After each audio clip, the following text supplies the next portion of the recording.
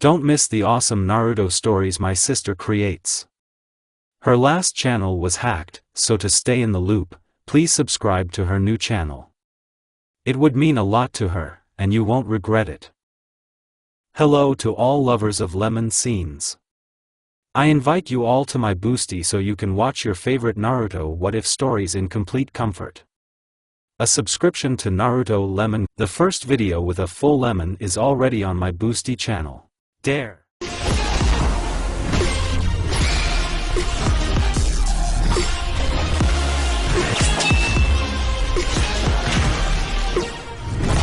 If you don't curb all my power, you will disappear from this world, and your body will be taken over by your second personality.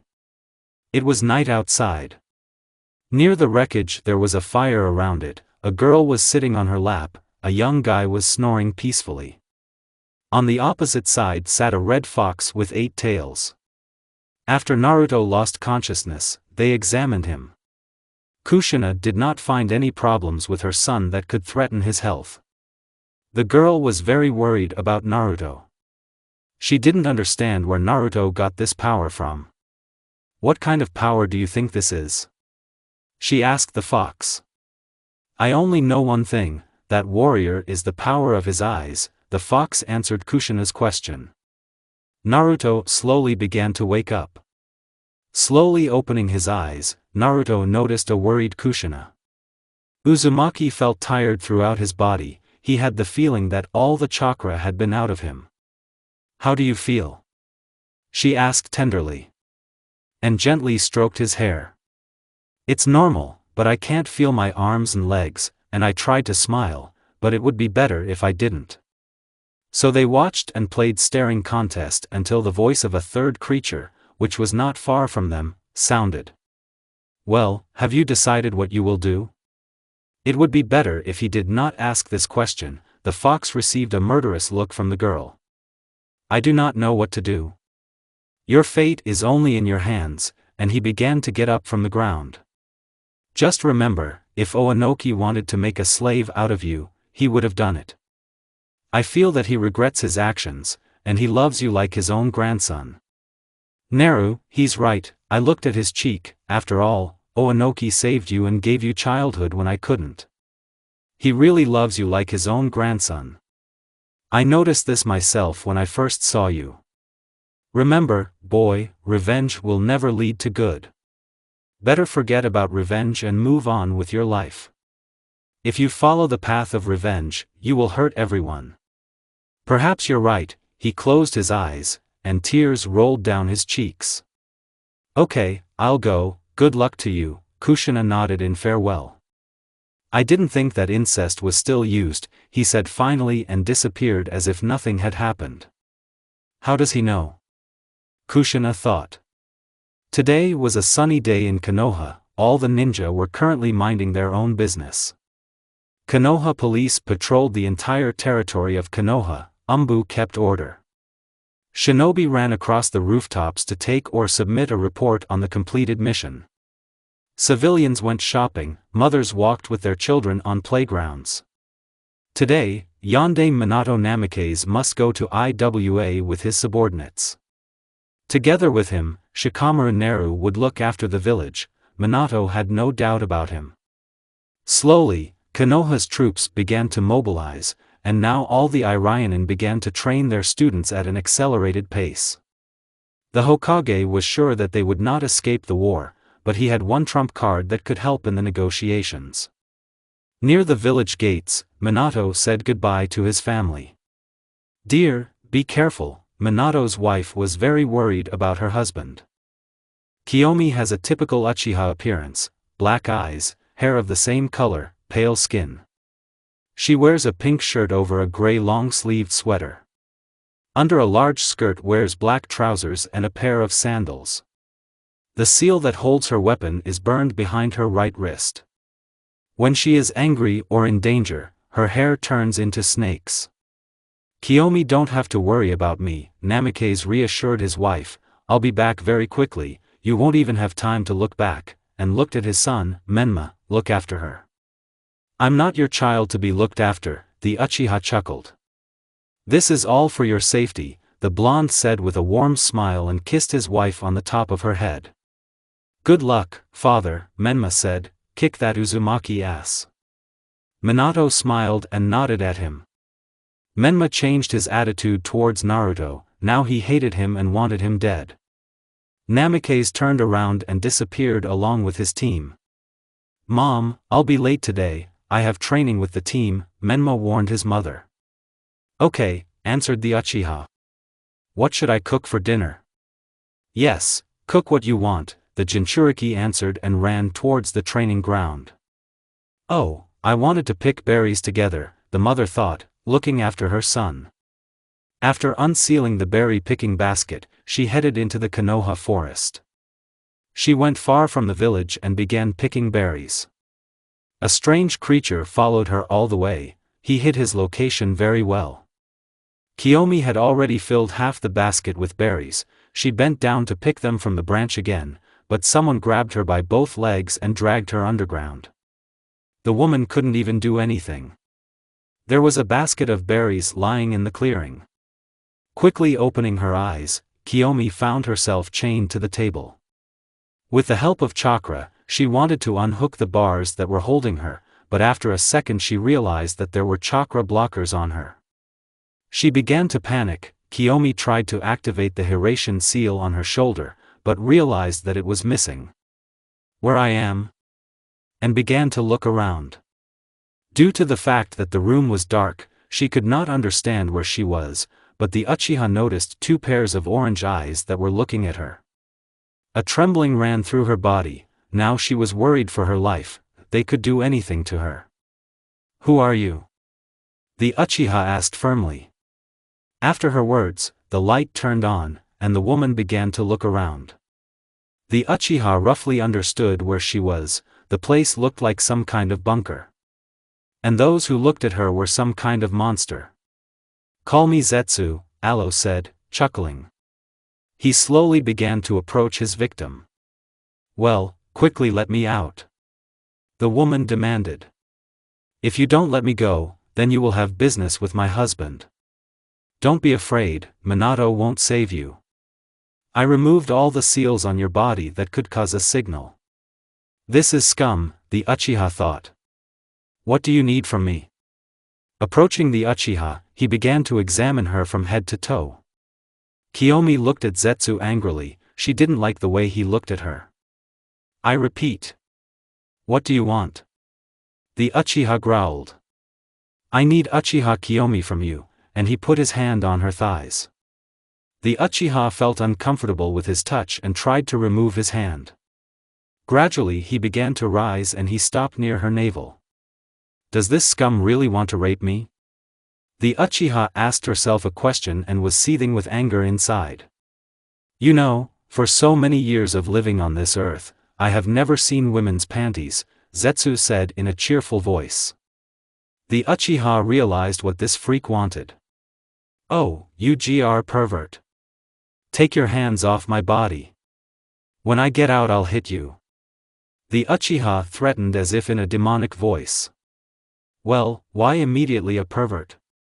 "I don't do this every day," the creature answered, "I'll take a look with one eye." Lifting his long skirt, he pulled down her trousers. She was wearing sheer underwear that didn't hide her most intimate part. Wow.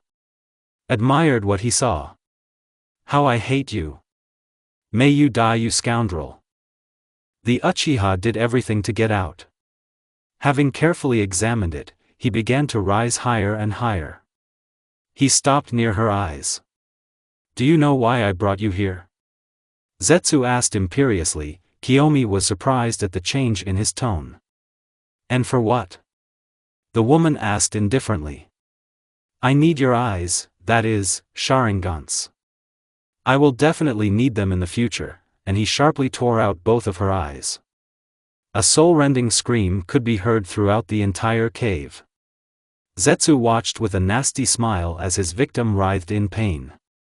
Kiyomi was in very terrible pain, she screamed with all her might and called for help from her son and husband.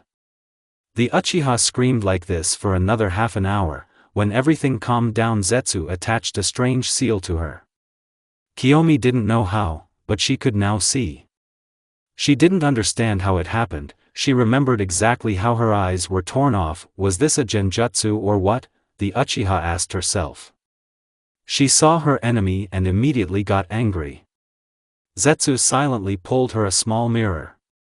Kiyomi saw her reflection, but not when she saw her eyes. She was horrified and dropped the mirror. "What did you do to me, you freak?" the brunette asked with a scream. "How self-critical this is," Zetsu said, laughing. "Did you hear something funny?" She seemed to be trying to get out like an animal. "Okay, it's time to finish with you." After saying this, he broke all the bars. Kiyomi immediately jumped up and pulled on her lower robe. The Uchiha began to look for a chakra blocker, but that very second the room changed. She was in a huge cage with 3 huge ogres. They were all naked. Kiyomi almost felt sick at the sight of them. The Uchiha very quickly began to look for a chakra blocker. She was stopped by the voice of her captor. "You don't have to look, you won't find it anyway. The chakra blocker is inside you." Kiyomi fell to the floor from despair. "What are you going to do with me now?" she cried, but there were no tears due to the absence of eyes. "Not me, but them," and looked at the 3 ogres. "Today is their first mating and for this they need a female. You are ideal for this matter. Guys, I told you that I would find you a female for your pleasures." The ogres seemed to understand Zetsu's words and simply nodded. Kiyomi was horrified by what she heard. She turned around and started hitting the bars of the cage, but she achieved nothing. "Minato, Menma, forgive me, but it seems we won't see each other again," the Uchiha said to herself and backed away towards the wall when the ogres stood up from their seats. "Guys, start." Zetsu gave the start. The ogres seemed to run towards the woman like predators. With one of his paws the ogre tore off her outer clothing, with the other he lifted her and spread her legs and began to take off her skirt and pants. Kiyomi did everything to get out. She asked to kill her. Let them strangle her or cut off her head, but let them not rape her. She screamed without taking a breath. The brunette begged to kill her. Now all that remains is to lure her to the other side, and this is a matter of time. I still have a couple of years before they arrive, Zetsu thought. Menma was returning from training with his team. It was already very late. He quickly reached the mansion. Menma knew that his mother would worry about him. It was already 2300 hours. Having reached his house, he opened the door. Menma immediately shouted that he was home, but heard nothing in response. Is he sleeping or something? Menma thought. He was very hungry and quickly walked to the kitchen. Having made himself a few sandwiches, the brunette began his meal. Only when he finished his dinner did he realize that he could not feel his mother's chakra, that is, it was completely absent. The Uchiha jumped up from his seat and ran to his parents' bedroom. Opening the door, he did not find his mother. His heart screamed that his mother was very bad. At first he calmed down because his mother could have been visiting her friends, but to make sure of this he decided to check. For the next half hour, he walked around the houses of his mother's friends. Everyone answered that she was not there. And now Menma began to seriously worry. The Uchiha ran to the residence at full speed. He urgently needed a squad to search for his mother. Shikamaru immediately sent an entire squad of Umbu to search. If Minato that his wife disappeared, he will definitely be screwed. Minato and his company arrived only at night. The guards immediately let him through and led them to the Tsuchikage. On the way, Minato was given murderous looks, still remembering what he did several years ago. They didn't like him here. Minato calmly ignored them. He clearly knew that they were not a threat to him. So they got to the Tsuchikage's office. Knocking on the door, they heard, "Come in." "Tsuchikage-sama, we brought them," the guard reported. Anoki looked at the guests and gave the go-ahead that the guard could be free. Anoki asked the guests from Konoha to sit down. "For what purpose did you come here?" Tsuchikage asked in a calm tone. "We came to tell you very interesting news. it concerns your grandson, and took out a folder with documents from his inner pocket. The Tsuchikage tensed a little and wondered what his grandson could do. Minato handed the pack into Inoki's hands. The elder began to read it, each time he frowned. "I do not believe you," and threw it towards the guests. What was written on the paper shocked the old man, but he believed. His grandson is not capable of this. "You say you don't believe it, so you got a snake that knows everything. This snake saw how your white and fluffy grandson killed our shinobi. I repeat, Naruto is not capable of this," shouted his adoptive grandfather, Naruto.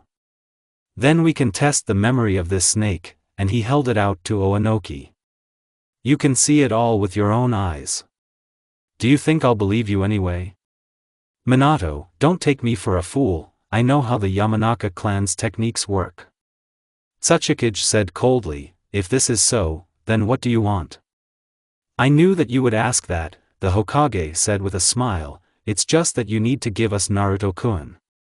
These words enraged the current Tsuchikage and he glared at the leader of the other village. "Never. You will not receive it and you will not touch it with any of your fingers." The grandfather shouted to the whole office, "I wonder why you need it. Is one Uzumaki not enough for you? I thought that you wanted to kill him, but in fact you want to take him from me. Too weird. Are you saying I won't get it?" And raised one of his eyebrows, "If I say that Naruto is the son of Kushina Uzumaki," and began to wait for the reaction of his interlocutor. "And so what? Does she really want him back?" "She threw it away herself," Oanoki answered calmly, "and why is she not among you? Like a real mother, she wants her son back." Minato said victoriously, "Don't forget he is an Uzumaki, and all Uzumaki should belong only to Konoha." Remembering that agreement, Inoki clicked his tongue. "You say that she is a real mother, and broke the pencil on your left hand, maybe you didn't know, but a real mother is the one who raised and gave motherly love. It's not for nothing that they say, it's not the mother who gave birth, but the one who raised her. She feeds and clothes, helps a small helpless creature to understand the world, helps to cope with difficulties, joys, ups and downs. She inspires and helps to believe in herself and grow into a self-sufficient person who loves herself and this world into which this person has come. A real mother knows that a child is not a problem that takes over her entire life. A child is an independent person who must be supported, developed and guided in life. Therefore, a real mother is a good friend, assistant, mentor for children, supports their endeavors and rejoices in their successes." After finishing, he leaned back in his chair, "So Kushina is not his mother and will never be." The Hokage clicked, all his parties brought nothing. It's definitely not possible to steal from the village, and the chance that he's in the village is extremely small. Minato cursed himself for not taking Naruto back when they signed the peace treaty. "If that's all, then you can leave," and he pointed to the exit. "We won't just leave," said the silent Kakashi, and other shinobi began to support him. "I already told you that you won't get it. Oanoki, choose either we start a new war or you give us Naruto-kun," Minato suggested. Inoki immediately gave his answer without even thinking. "War? We have a peace treaty." Oanoki didn't want war, but he didn't want to give up his grandson either. So he tried to somehow get out. "We sneezed at your agreement, all of Konoha wants revenge. So what did you choose? If you want war, so be it." Oanoki gave his final answer. "How much time do you need, little Minato?" Tsuchikage asked the question in a joking manner. "Inoki also needs to mobilize troops and this is not so easy, it will take time. Less than 6 months is enough for me to fully prepare for war," Minato answered and began to get up from his seat. "That's what I need," thought the Tsuchikage. "I don't advise you to attack if you're not in an advantageous position." A cheeky grin played on his face. "I'm not that stupid," and disappeared along with his partners. Inoki took a piece of paper and began to write a letter to his old friend. Hei will definitely help him in this war. When he returns, we need to tell the whole truth, thought Inoki and looked at the portrait of his grandson. The fire burned with a bright flame. Dry branches crackled in the fire. Sparks flew into the air and disappeared into the dark heights of the night. Our heroes sat near the fire, wrapped in a warm blanket. Naruto and Kushina, all these days that they were in Uzushio, took all the scrolls of the clan, that is, Naruto gave everything to Hizo-san. Now they sat and had a nice conversation, sometimes laughing. "Naru, look!" Kushina said and pointed to the bird that was flying towards them with a letter. Naruto immediately recognized who it belonged to. Having caught the bird, he carefully took the scroll with the letter from its paw. Having opened the scroll, Naruto began to read. After reading, his mood changed. The letter said that the Hokage himself had recently visited his village and that he urgently needed to return back to the village. "So you're leaving again," the girl muttered sadly. "Forgive me, but I need to go away on business again," and looked at his mother with regret. "You don't need to apologize. I thought that now we would always be together." Feeling her son's hand on her cheek, she raised her head. "Kushina, understand, we won't always be together, there will always be moments that separate us for a while," Uzumaki explained. "I understand everything, but I meant something else." "I understood you," and hugged the girl to me. "Give me time, I promise that I will put an end to all the problems. After this we will live like a real family, I promise. To fully strengthen our love, will you take me as your wife?" the girl asked directly. Naruto was surprised, he did not expect to hear such a question. "Why are we silent?"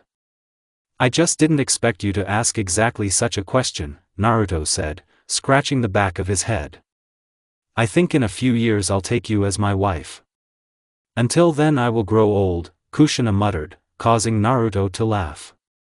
"Kushi, don't joke like that anymore," Naruto said, stroking her back. "At 34, you look 20 years old, because she's from a clan of long livers, so she looks very young." An embarrassed smile appeared on the girl's face. "Okay, it's time for me to leave," Naruto said, getting up, and he helped the girl get up. They began to clean up after themselves. "How do you like the idea, after all this, to build a cozy house in the depths of the forest? And it's just you and me living there, what do you think of the idea?" "Well, not a bad idea at all," Naruto replied. Having completely cleaned up after themselves, they began to say goodbye. "It will only take a couple of days and we will see each other again." "I hope," said Kushina. Naruto called Kaito and he and Kushina disappeared. After putting out the fire, Naruto disappeared into a whirlpool. Naruto arrived at the village in the morning. He immediately went to the Tsuchikage residence, where he learned about the war and told the whole truth. Inoki did not scold his grandson, he would have done the same. Explained to Naruto that Kushina is his mother and that she did not abandon him. Inoki no longer held a grudge against Kushina. Naruto had to reveal that he was in a relationship with Kushina. Inoki was surprised, to put it mildly, but the old man had nothing against their relationship, and simply wished long love, let everything be fine with them. The Tsuchikage found out that Naruto has Uchiha eyes and he found out that Naruto wants to transplant it into his old man and had to agree. Upon learning of Naruto's arrival, Deidara and Kurachiki ran to the residence. Naruto decided to tell them about Kushina, so that someday they would find out. Kurachiki was very happy for her brother and for 2 whole hours she asked him about Kushina. The next day, Naruto was going to return to the world for an eye transplant, only Kushina could do the transplant because she was a high-ranking ironin. He warned everyone in advance, and the village slowly accepted martial law. The Tsuchikage went to negotiate with the Reikage. They needed an ally in this war. Inoki was sure that Suna would help Konoha. Once in the world of summoning, Naruto went to Aiko-sama, because she should have Kushina and he was not mistaken. "I told you that I would finish my business quickly," and sat down next to the girl. "Well, how is it? I hope nothing bad happened," said Uzumaki. Everything is fine, only now several people know about our relationship and the fact that you are my mother. You're not mad at me, are you? Why should I be angry? Sooner or later they would find out everything about us. So I'm even a little glad, but the fact that we hid our relationship was somehow unpleasant. They always made it seem like we were just friends. Really, why should she be angry with me? I didn't do anything wrong, Naruto thought. The red-haired man spread his arm and, with a happy pug, Kushina pressed herself against Naruto's body. Kushina, I have one request for you, and he bowed his head down. And which one? Habanero asked with interest. I want you to transplant Mikoto's Sharingan into me, the guy answered. Kushina thought about the guy's request. Eye transplantation is a very complicated matter. Are you sure? Are you sure you want this? Kushina asked the question calmly. I'm more confident in myself than ever before, Naruto said with confidence. I also promised Mikoto herself that she would see your future, only from my face. Okay, Kushina said thoughtfully and got up from the bench. Naru, go into the house and wait for me there, and I'll go to Aiko. I'll take the medical instruments from her. You understood me? Kushina said in an orderly tone. Yes. Naruto answered and was surprised at her tone and headed into the house with his thoughts. He forgot to tell Kushina about the war. Okay, I'll tell you after the operation. I don't want to disturb her, Uzumaki thought and looked at his mother's retreating back. He lay down on the large sofa and waited for Kushina to begin the operation. Kushina brought all the medical instruments and began the operation. Aiko herself was with her and will monitor the process. She also had medical skills. Here Aiko gives the signal that the operation must begin, and Kushina administers anesthesia. Kushina began the operation. First, she removed the left eye from Naruto's body and placed them in a flask with some liquid.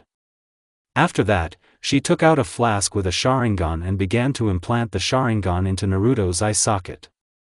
An hour later, the operation was over and Kushina bandaged Naruto's eye so that his new eye would not be strained. Do you think the new eye will take root quickly? Usually this process takes at least a month, she asked the fox, who was sitting next to her.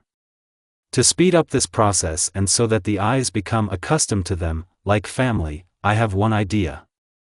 Having finished, she headed towards the exit. Kushina could only wait for her. An hour later, Aiko came with a flask. Inside it was a human cell. Kushina immediately understood this. And she frowned. Do you really want to transplant this into Naruto's body? The woman wanted to make sure. Yes, you are right. I am going to transplant the cells of Izao Uzumaki. His cells are not inferior to the cells of the first Hokage. The regeneration process will increase many times. Explained the fox. Izao Uzumaki? Who is he? And how do you know that his cells are not inferior to Hashirama's cells? Kushina was bombarded with questions. She must be sure that nothing threatens her son's health. I know more than you. Don't worry, Izao's cells won't harm Naruto-kun. Naruto is a descendant of Izao and their chakras are very similar, which is why his cells are ideal for this matter, the redhead explained. Can I get started? Kushina looked at her son and turned her gaze to the fox. She agreed to Aiko-sama's proposal and hoped that everything would be fine. Aiko made an incision on Naruto's body and began transplanting Izao's cells. 2 hours later, she finished her work and sat down next to Kushina. So everything went well, Kushina thought with relief and thanked Aiko. 6 hours later, Naruto woke up and completely recovered from the anesthesia. The Uzumaki discovered the eye patch and smiled. This means the eye transplant was successful. He wanted to take off the bandage, but someone's hands stopped him. Don't take off the bandage until I give you permission to do so, Kushina said. And how many more days will I be wearing the bandage? Naruto asked. I think at least a week, Aiko added her 2 cents. I see, and plunged into his thoughts. he asked Aiko to come out. Naruto was going to have a private conversation with Kushina. The young man asked her to sit next to him. "Kushi, a new war is coming between the stone and Konoha," the red-haired man immediately said directly. "It looks like you will see what war is." Kushina began to cry and hugged Naruto. "Naruto, please be careful, if something happens to you, I don't know what I'll do." She assumed this outcome of events. "I don't want to lose you, you're the only thing I have left. You are the only one I can stay awake for, the only one I never get tired of talking to, and the only one who is constantly on my mind throughout the day. I love you, my dear person. You are the only one who can make me smile without even trying, unintentionally ruin my mood and influence my emotions with your actions. I can't explain in words how much you mean to me, but you are the only person I'm afraid of losing and want to keep in my life." Naruto hugged his mother back and tears welled up in his eyes. He couldn't calmly watch his mother cry. After all, this is Mom. "Kushi, calm down, when you cry it hurts me, you know, please don't cry. I'll be fine," Naruto said, trying to calm his mother down. When Kushina finally calmed down, they ate and Kushina helped prepare a couple of seals and made another additional seal on Naruto's shoulder, especially for things for the hike. This evening no one had any sleep. Naruto and Kushina talked about everything except the war. Perhaps they wanted to remember well the last moments of a quiet life, because in a few months everything would change. The day has come to remove the bandage. Kushina very carefully removed the bandage so as not to harm her son. When Naruto opened his left eye, Kushina looked at him. She saw an eye she hadn't even thought about. In Naruto's eye was burning a Dojutsu similar to a Rinnegan, only it was red and in the middle there were 6 black tomo. Uzumaki silently held out the mirror. Naruto looked at his reflection in disbelief. "What it is?" Naruto asked, examining his eye. "Is this really due to the mixing of the blood of Uzumaki and Uchiha?" "It's similar," said Kushina, who had come to her senses.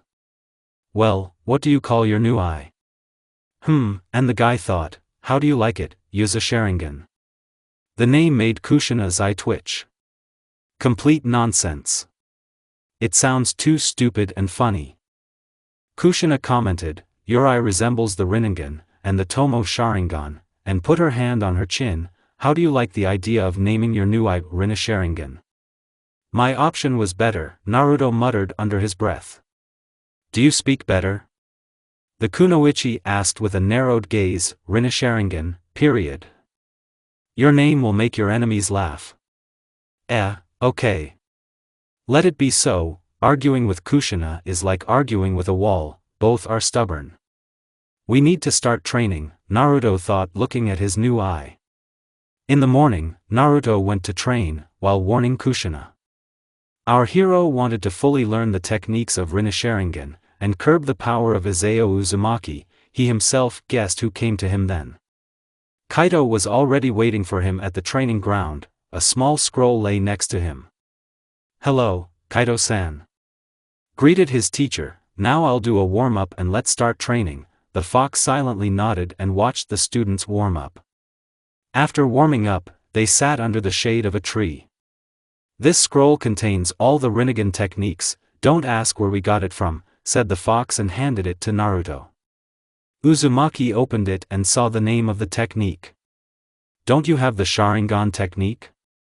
Uzumaki asked and turned his gaze to the fox. "I think you can predict your opponent's attacks," Kaito answered thoughtfully. "But the Rinnegan also has such abilities," and pointed to the line where it was written like that.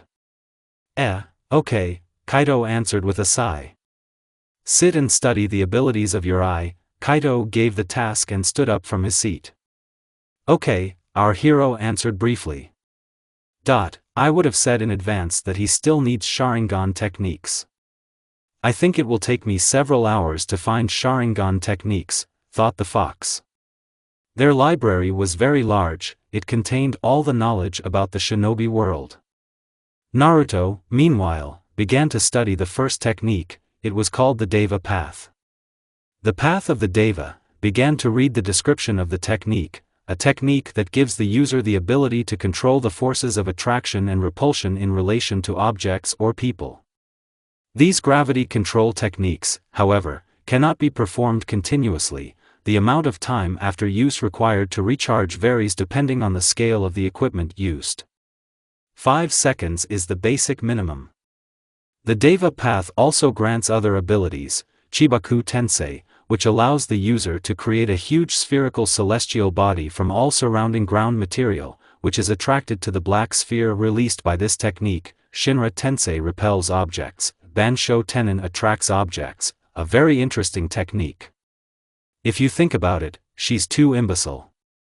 With this technique, you can defeat your opponent in a second, Naruto thought. Naruto placed the kunai not far from himself and began to try and pull or push away. First he began to attract the kunai. To make Bansho Tenin you need to channel chakra into your hand and aim at the right place. Naruto did just that. The kunai that was lying on the ground began to move and flew into Naruto's hands at a very fast speed. The Uzumaki failed to catch the kunai, and the sharp part of the kunai pierced Naruto's hand. The Uzumaki hissed in pain. "I'm an idiot, I should have used another object instead of a kunai," Naruto scolded himself.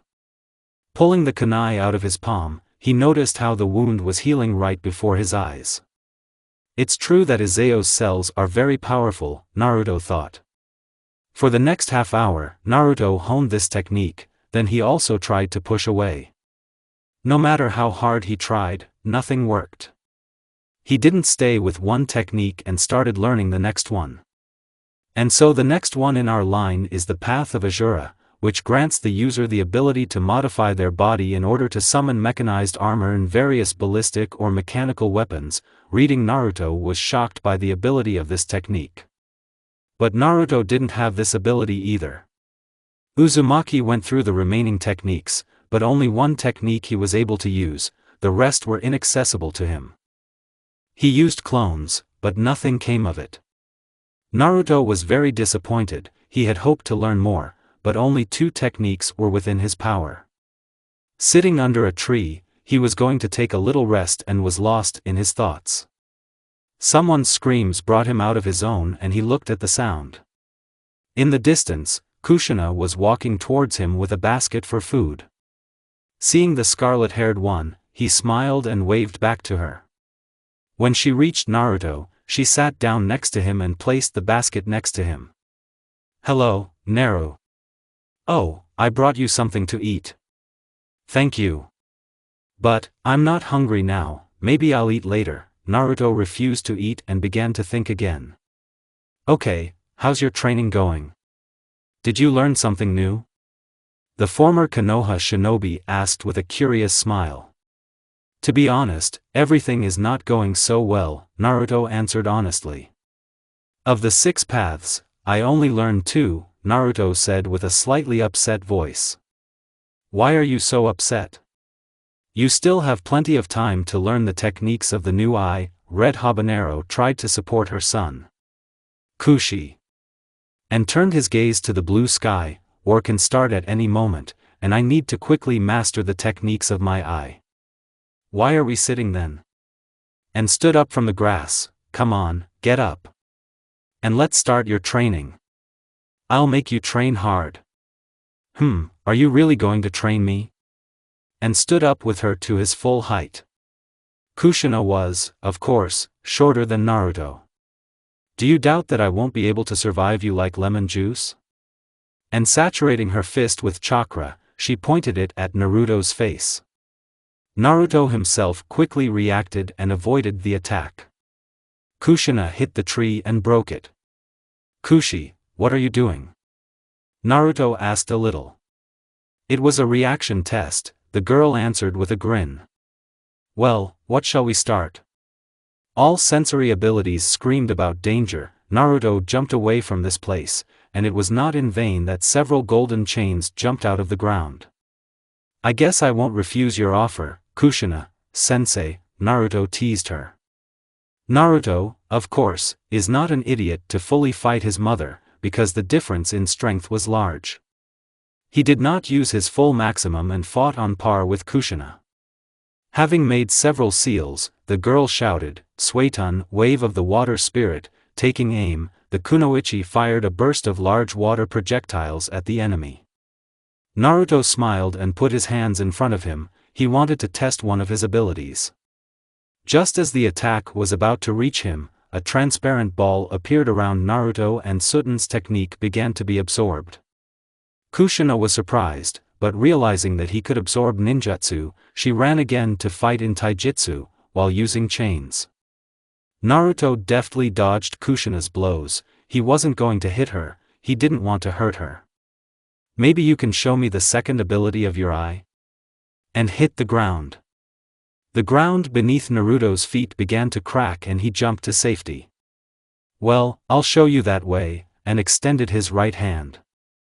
"Bansho Tenin," Naruto whispered. Kushina's feet began to leave the ground, but the girl herself did not understand anything. It was as if she was being pulled and she flew towards Naruto. "That's the second ability," Kushina thought. Naruto carefully caught the girl and grabbed her waist. The girl was about to hit Naruto on the head, but he grabbed her hand. And bowing his head, he gently kissed the girl's lips. Kushina didn't resist and wrapped her arms around his neck. "Are you going to do the same with your opponents?" she asked, looking away from the guy's lips. "Well, only if you are my opponent," the stone shinobi whispered. Their nice little discussion was interrupted by Kaido approaching. It was clear that he was not in the mood. "You'll still be busy here." The fox grumbled dissatisfiedly. Forgive us. You weren't thinking about that. We were just training." Naruto and Kushina justified themselves. "Kaido is sensei, everything is fine with us. Kushina was just helping me with my training," and looked at the scarlet-haired one. "Am I right?" "Yes, I helped Naruto. He had some difficulties, so I helped." Okay," the fox breathed out. "Here you go, here are all the Sharingan and Mangyoke techniques," and threw him a scroll. "Thank you, Kaido-sensei." Thanked his teacher, Naruto. And he turned his gaze to Kushina. "Well, send Kushina, sensei. It's time to start training seriously." "Come on, my student," she said with a smile, looking at Naruto. Sitting under the shade of a tree, they began their training. Naruto spent the entire month learning the techniques of his left eye. During training, he discovered a new ability of Rinne-Sharingan. It is called a Minotajikura. Using his left eye, Naruto instantly changes the location of himself, other people, or objects within a certain radius. This radius can be increased by switching places with the object, which can be seen. He could also use the Mangyoke Sharingan technique, Amaterasu. And he can control it. The second month was spent training the Red Warrior.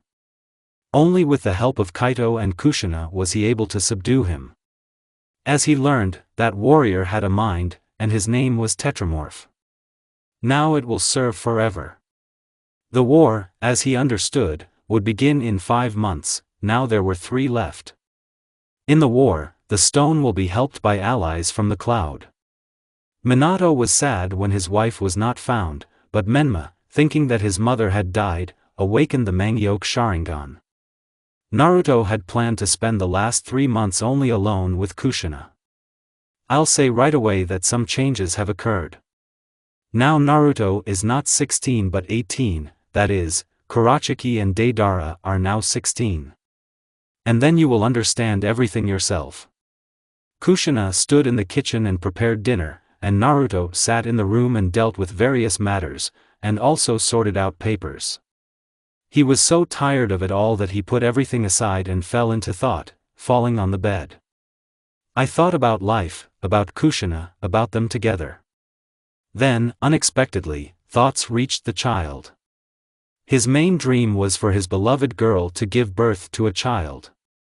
Therefore, without any hesitation, the blonde jumped up from his seat and walked into the kitchen. The blue-eyed girl stood in the kitchen and prepared dinner, humming her favorite tune that was sung to her as a child, while chopping carrots. Naruto silently came up from behind and hugged her, placing his head on her shoulder. Kushina smiled affectionately and turned her face to Naruto. "What happened, dear?" She smiled. "Kushina, you can talk to me. This will last for a long time," he assured his beloved. "Well, okay," the girl turned off all the kitchen gas appliances and so on. Then she put the knife on the table and turned to her husband. "What happened?" "Let's go to the room, we need to talk," he smiled mysteriously. Kushina was a little surprised, but trustingly followed her beloved. They entered a spacious room and sat down on the bed. Naruto took a deep breath and let it out loudly. After this short process, he began a conversation. "Kushina, I want a child from you," the woman's eyes widened. "You are sure?" she asked, tilting her head a little lower.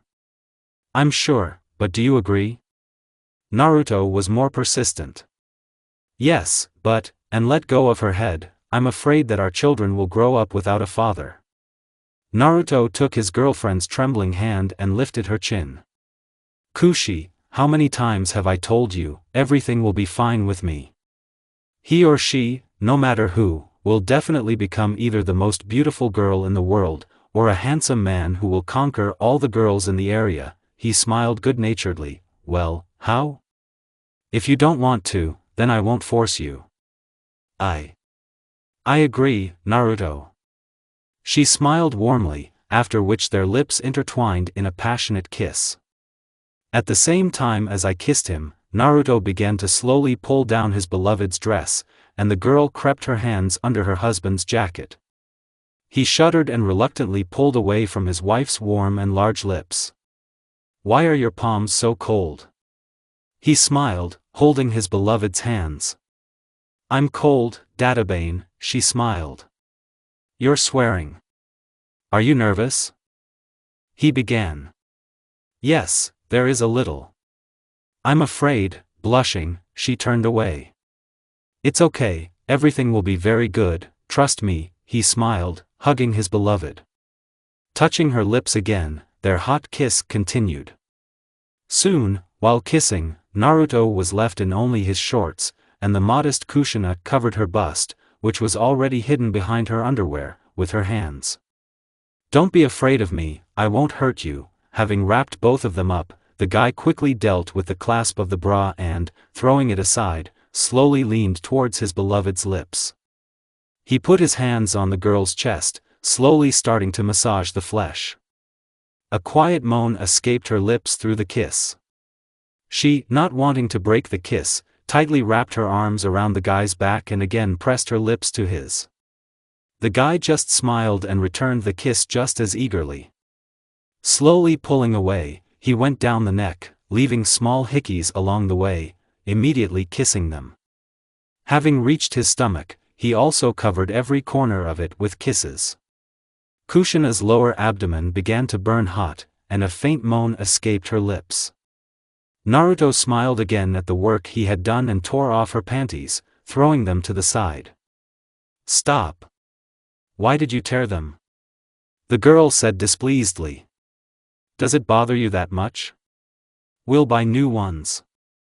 And now, Naruto smiled and kissed Kushina again, on the lips. Quickly dipping under the blanket, the guy instantly spread her legs. Kushina blushed, but didn't show that she was nervous. "Kushina, don't worry. Everything will be fine." Slowly reaching out to the girl's crotch, he touched her flesh with his lips. She shuddered and clenched her legs, but Naruto opened them again in one motion. Kushina more or less calmed down, even if it didn't give much peace. The Uzumaki continued to kiss his beloved's crotch, causing something incomprehensible to simply boil in the lower part of her stomach. Naruto began to caress her with his tongue, touching her clitoris. Kushina let out a moan that was louder than the previous ones. Suddenly Naruto stopped and moved on to her chest. The girl shuddered and stared at the top of her lover's head.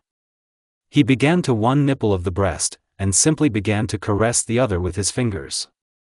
With his other hand he caressed Kushina's crotch. She moaned loudly from such an influx of emotions and feelings, which instantly turned into those pleasant sensations in the lower abdomen. Naruto stopped caressing the girl and pressed his lips to hers. Kushina moaned while kissing her husband. Naruto pulled off his underwear with one hand, which went on a journey to Kushina's underwear. She continued to moan, and warm sticky liquid flowed from her crotch. He smiled and slowly brought his friend to Kushina's flesh. Slowly entering her, he noticed that his beloved's face was distorted in fear. Gently kissing her ear, the guy whispered, "Kushina, everything will be fine. Just trust me." The girl nodded and grabbed her lover's back. Naruto continued to enter his girlfriend, at the same time rejoicing at her narrow slit, which completely captured his flesh. Naruto began slow movements in his beloved's body. At first it was painful, although soon the pain went away, giving way to new sensations, a buzz. Kushina began to experience something more pleasant, which is an understatement. A feeling of euphoria quickly arrived on the threshold, endowing both with its feelings. Kushina's moans from the buzz were intertwined with Naruto's quiet growl. It seemed that the blue-eyed one was about to tear Naruto's back, but it only seemed, but in fact, Kushina was just scratching his back, leaving red marks behind her nails. This only turned on and excited the guy more, who was speeding up with every second. A lot of time had already passed. Kushina was literally tired of her own moans, her throat could no longer tolerate such a load, and what can we say about Naruto himself? He sweetly reveled in these actions, giving both of them the sensation of flying above the ground. It was so pleasant that it's simply difficult to describe in words. Suddenly, Naruto felt like he was about to come, while Kushina did it twice. But, continuing his work, Naruto made his roar louder and louder. Almost everything and they came together, and her drawn-out, so feminine moan merged into one together with the guy's drawn-out roar. Something pleasant flowed inside Kushina's body, and Naruto felt incredible euphoria. Hugging his beloved tightly, he smiled and croaked in a tired voice. "Kushina, you are the best, I will be grateful to you for giving me our baby," he said, falling on her. "And I will definitely do it, I love you, my Naruto," Kushina grinned, hugging her beloved. "I love you very much too, my Kushina," the red-haired man smiled, kissing his beloved on the forehead, and then closing his eyes. Kushina watched the falling asleep guy for a long time, smiling faintly. But when Morpheus conquered her, Uzumaki Kushina herself plunged into the sweet world of dreams. In 2 months, Kushina had a small belly. The body of pregnant women undergoes complex hormonal changes. The level of progesterone increases. This hormone not only relaxes the flower, preventing it from contracting excessively, but also affects the emotional background. The woman becomes a little inhibited and more sensitive. She had an increase in estrogen levels, that is, the baby had not yet been born, but the mother was already protecting him. She was often aggressive, preventing a possible threat from others, and experienced irritation when touched by strangers. Periodically, against the background of nausea, there may be vomiting, caused by both strong odors and without pronounced effects. She walked more in the fresh air, tried to rest and sleep more. Sometimes she suddenly wanted coconuts or ordinary herring with sweet compote. Naruto read encyclopedias and pregnancy magazines to understand what processes were happening in a girl's body. He took on most of the work in the house. Uzumaki protected her like a precious diamond. Naruto did the girl's every whim like a loving man. Upon learning of the pregnancy, the entire village of foxes congratulated them. A great desire to find out the gender of the child is quite normal for a woman. So lovers sometimes argued about who they had. Kushina tended to worry about her boyfriend and unborn child, displaying strong maternal instincts as she correctly predicted the future personality and gender of her child before giving birth. POV Kushina. The summer was not the hottest. It rained frequently. September was approaching. But, despite this, choosing a sunny morning, my loved one invited me to go to the river. We found a beautiful clearing near the shore. Alas, the water turned out to be icy, and it was impossible to swim in it. It should be noted that minor troubles seemed to haunt us all day. But, without despair, it was decided to stay. I didn't want to leave. The blanket was spread on the grass, and several hours passed in conversation. We talked about everything, and it seemed that, despite how much had already been said, there was still so much to learn. The sun slowly dropped below the horizon. The greenery around was pierced by bright rays, giving everything an extraordinary orange light. But it was still warm. And you could bask in the rays of the sun. The sky was clear, only rare clouds were visible. But despite this, we noticed that it began to rain again. The resentment cannot be expressed in words. After all, I didn't want to leave. But here a way out of the situation was found instantly. He covered us with a blanket over our heads, making it a kind of tent. The rain was light, so it was enough to not get wet. Cold drops fell on my feet. But it didn't matter. My favorite person hugged me. This is how our date turned out. For me, it became the most romantic. It doesn't matter where you are, in an expensive restaurant or in the rain with your loved one. The main thing is the emotions you experience. Looking at Naruto, every second I tried not to think about the war. Being nervous during pregnancy is harmful and strictly prohibited. Indeed, in the early stages of bearing a child, when the fetus is still very weak, severe stress and a constant state of anxiety can lead to miscarriage. And I realized this. The end. POV Kushina. So the day has come to separate temporarily, perhaps forever. The entire village accompanied Naruto and said goodbye to him. Kushina's heart was bleeding. She didn't want to let him go, to a place where he might not return. Kushina saw him off to war. She saw him off and cried. She told him, "Don't leave, my love, you will always be with me. I'll wait for you as long as necessary, you come back, healthy and alive." Pressed to his body, the girl said, and silent tears flowed from her eyes. And he hugged her like it was the last time. "Don't be sad, dear, I will come alive. And I will make you the happiest girl," and he removed the tears from her beautiful face. "Tears don't suit you," he whispered. "Will you love me so much if I'm left without my limbs? Yes, even if you are blind and without both legs. I will love you the way you are." The girl said seriously, looking into the eyes of her lover, "The main thing for me is that you are alive." Naruto showered her with love and was satisfied with her response. "Kushi, you remember that you are not allowed to worry?" Whispered in her ear, "Our baby may get hurt, you understand that, right?" "Yes. This is the last time, I won't do it again." And squeezed her fingers tightly to calm down and stop the jitters throughout her body. "Well, that's good. You are a future mother and you must understand this," he said in a calm and even voice until Kaito called out to him. "Naruto, it's time for us.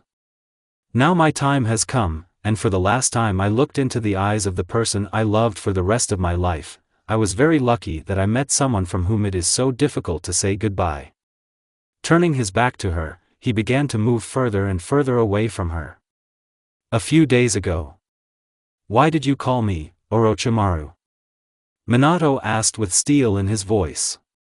The war was about to begin in a few days, and their troops were fully prepared. "You're distracting me from important matters. There are only a few days left before the war, and I have my fill of things to do. And you still call me for some business. I would kill you." "Minato-kun, calm down. I have a really, very important matter for you," Sannin said with a nasty grin. He got a kick out of seeing Minato get angry. "Go ahead. I hope you came to me with very important matters," and showed with a gesture that you would cut off his head. He pulled up a chair and sat down on it and looked intently at Sannin.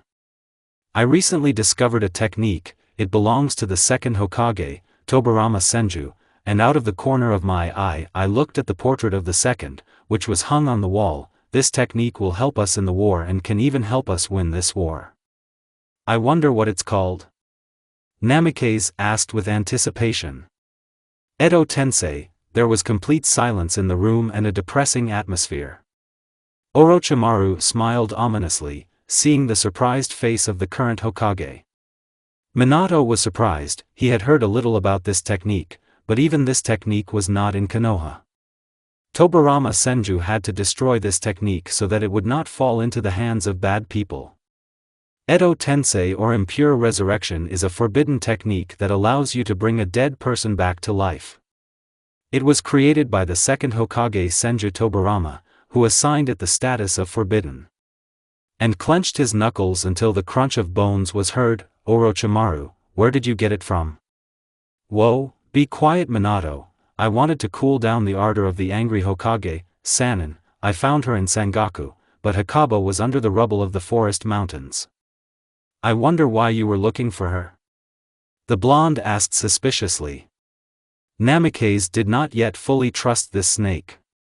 Anything can be expected from him, and Minato knew it. Don't worry Minato-kun, I was looking to help you, and capture Naruto-kun. It's clear. But don't think that I still trust you, and grinned, and how perfectly can you wield it? I wouldn't say that I use it perfectly, but I can resurrect 2 shinobi, Sannin said in a hoarse tone. What? Just 2? Minato roared, you called me to tell me that you only know how to resurrect 2 shinobi. It would be better if I was doing work, and with an angry face I got up from my chair and headed towards the exit. Wait, Minato!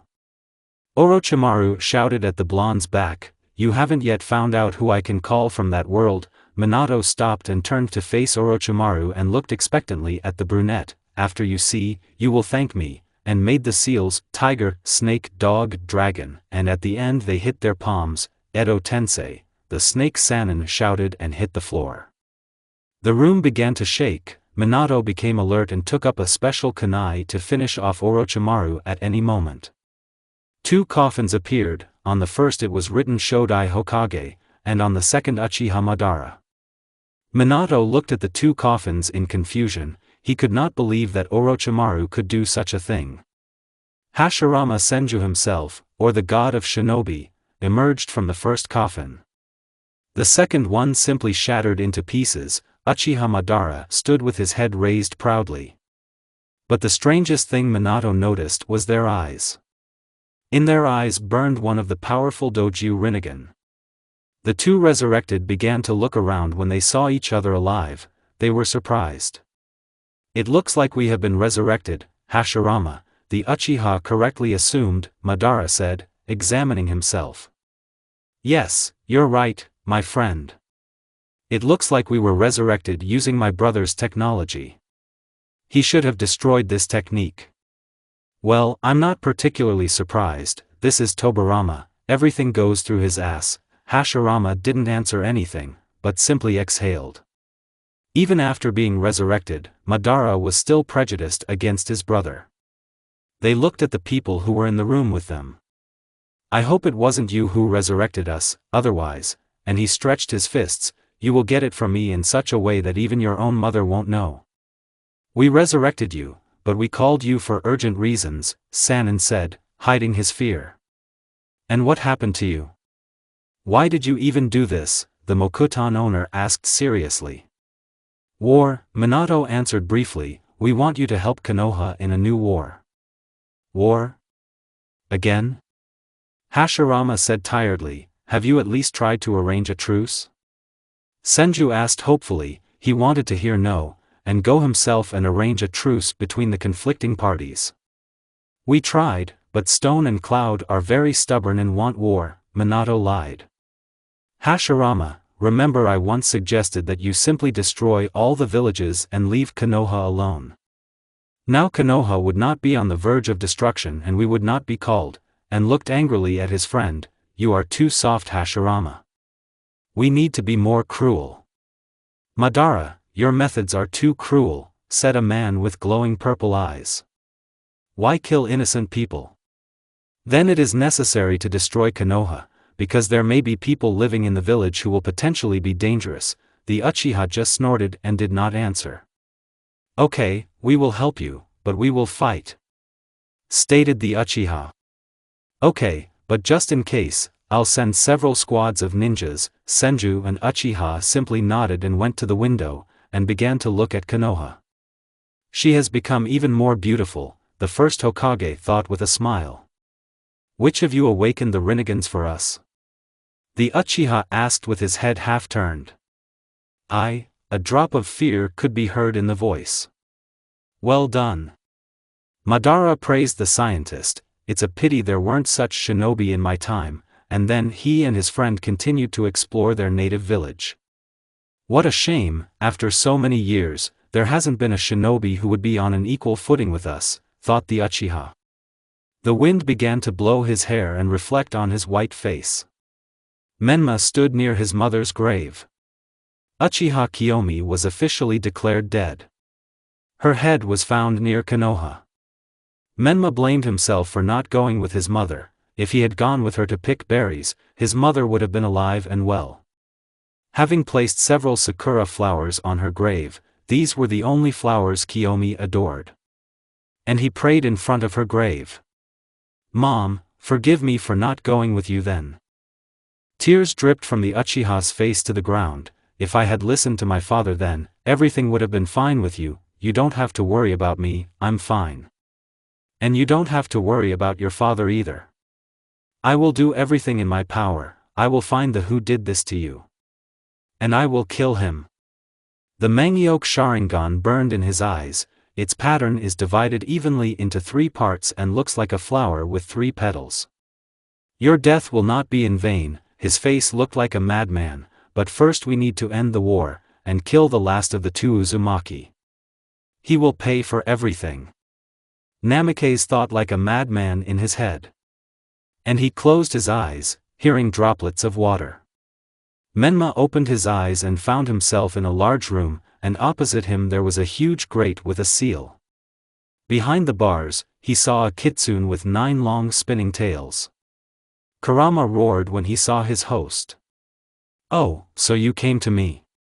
And hit the bars with his paws. You know, I'm very glad that your mother died. I'm glad to see you're suffering. Kyubi scoffed. Do not dare. Don't you dare talk about my mom like that. And with scarlet eyes he looked at the beast. I will grind you into powder. You have once again proven your stupidity and shown your rotten side. Listen, you little one. I live longer than you on this planet. And believe me, I know more than you. The fox shouted at everything subconscious. I don't give a damn how much you know and how smart you are. To me you will always be an uneducated creature. And looked at the raging Biju with a manic smile. How he liked to piss him off. How dare you say that, little bitch. Come to me and I will kill you quickly, you dirty Uchiha. Kyubi was furious. Okay, the Uchiha answered calmly and walked towards the cage. Kurama, in turn, growled at the entire subconscious. He did not pay attention to anything. Do you remember I once told you that the time will come when you will become completely mine? Namikaze asked standing next to the cage. Do you seriously think you can subdue me? Pathetic Uchiha. And pointed his nail at him. Die, pathetic creature. Many times the eyes of the Sharingan bearer changed, and looked into the eyes of Kyubi. Fox's nail stopped next to Menma's face. 3 Tomo were reflected in his eyes and he looked at Menma calmly. Nothing was reflected in his eyes, only emptiness. Smiling at the work he had done, Menma tore off the seal and, moving away a few meters, he raised his outerwear. On his right hand his 5 fingers lit up with chakra, and symbols appeared on his palm. When he brought the key to the seal, he turned it counterclockwise. A transparent copy of the Uchiha appeared behind Menma. Kurama still looked at the one who subdued him. After creating several clones of Menma, they began to draw out the Kyubi's chakra. All the chakra that the Uchiha pulled out began to be absorbed into Menma. A few seconds later, the brunette's body was covered with a golden cloak, and on his back was a yellow cloak with strange symbols. How excellent! I didn't think that you were hiding such power, Fox, Menma thought looking at the nine tails. Now I don't need a new Sharingan so as not to go blind. I have it, which will heal me in an instant, and left from your subconscious. They walked quickly. After all, the journey to Suna is 3.5 days and they decided to get there in 2, so they spared no effort. During the day they walked more than halfway and decided to stop for the night. Naruto became the commander of the 3rd division of the division. During the rest, Naruto walked away and was gone for a long time. His subordinates became a little tense. But their worries were refuted when Naruto and 4 clones carried a dead deer and a hare. "Dinner has been found," said the red-haired one. At that same second, Samui appeared in front of him. "What happened? Did I miss something? Prove that you are a real Naruto," the girl said with a menacing face. "I understand, precautions." Naruto stretched his arms up and several scarlet chains burst out of his back. "I hope you remember these chains. I showed them to you before I set off." "Yes," Samui said, relaxing. "I hope you understand that you are not offended." "No, everything is fine. If I were you, I would do the same," Naruto replied as his clones tied the deer upside down to a tree. "Now let me butcher this deer." "Can you do this?" asked the shinobi of stone who approached. "Yes, is something wrong?" Naruto raised one eyebrow, "Or do you want to try it yourself?" No, everything is fine, I don't dare bother you." Shinobi raised his hand in front of him. Grunting, Naruto began to cut up the deer, and several shinobi began to work on the rabbit. Having finished cooking, everyone began to eat dinner. Everyone ate in silence and thought about the war. "I've already figured out how we can get to Suna. The method is not entirely safe, but I think we can handle it," Uzumaki interrupted the silence. "So they didn't lie to me about you?" Samui said with a smile on her face. "So how?" "With the help of my call, we can penetrate the village, then we need to very quickly take on the appearance of a resident of this village. And begin our main goal. Start mining the village. The most important thing is not to attract unnecessary attention, especially from the Suna shinobi. I'm sure the village is guarded by very experienced ninjas. After we've done everything, we'll meet where we started and quietly leave the village," Uzumaki said, not paying attention to his surprised face. "Are you joking, I hope?" asked one of the Chunin that was unknown to Naruto. "He's not joking. We have no other choice," a bald and muscular Jounin intervened in the conversation. "Rabi, I thought they cut out your tongue. You're silent like a fish, you don't say hello to an old acquaintance." Naruto shook his head, but then broke into a smile. Samui sat and did not pay attention to the conversations around her.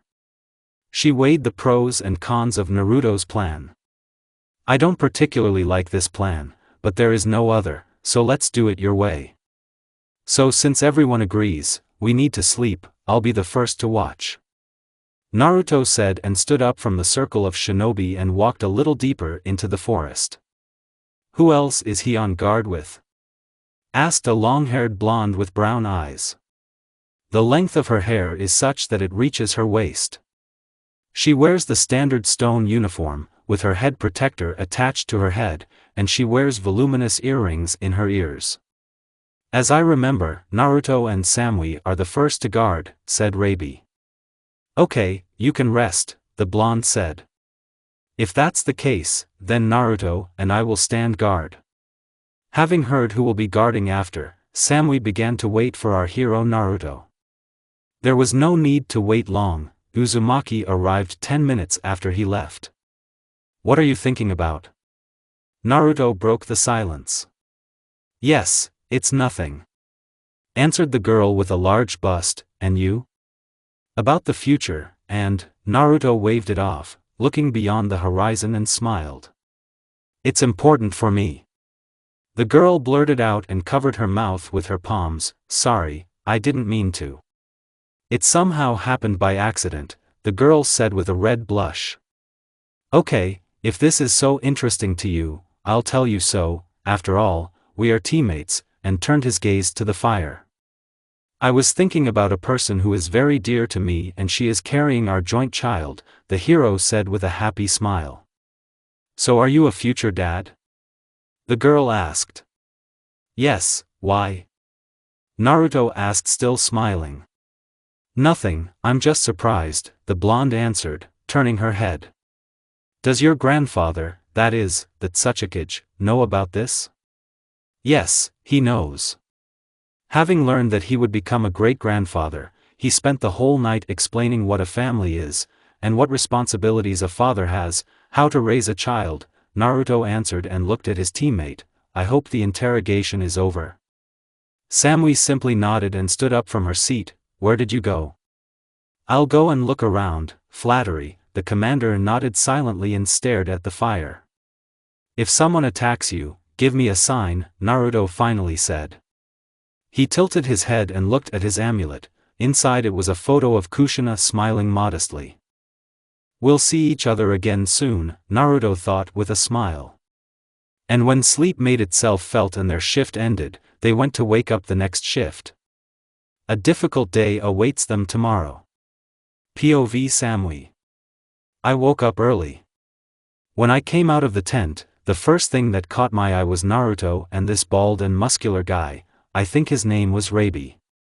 They started arm wrestling and, to the surprise of everyone present, Naruto began to win. But then Rabi took the water with his free hand and threw it all in Naruto's face, and thus managed to win. I won. The bald man shouted, throwing his hands up. And immediately received a fist in the face from Naruto. Spitting out the blood, he smiled, he still won. Everyone laughed at this situation. After which I washed my face and everyone began to have breakfast. But suddenly Naruto shuddered and ran to his tent and came out with a sword in his hands. We were all wary. Get ready, 2 kilometers from us there is a detachment from Suna in the amount of no more than 2,000 shinobi, Naruto said while inspecting his equipment. At that moment everyone began to gather and prepare for battle. And I'm no exception. End POV Samui.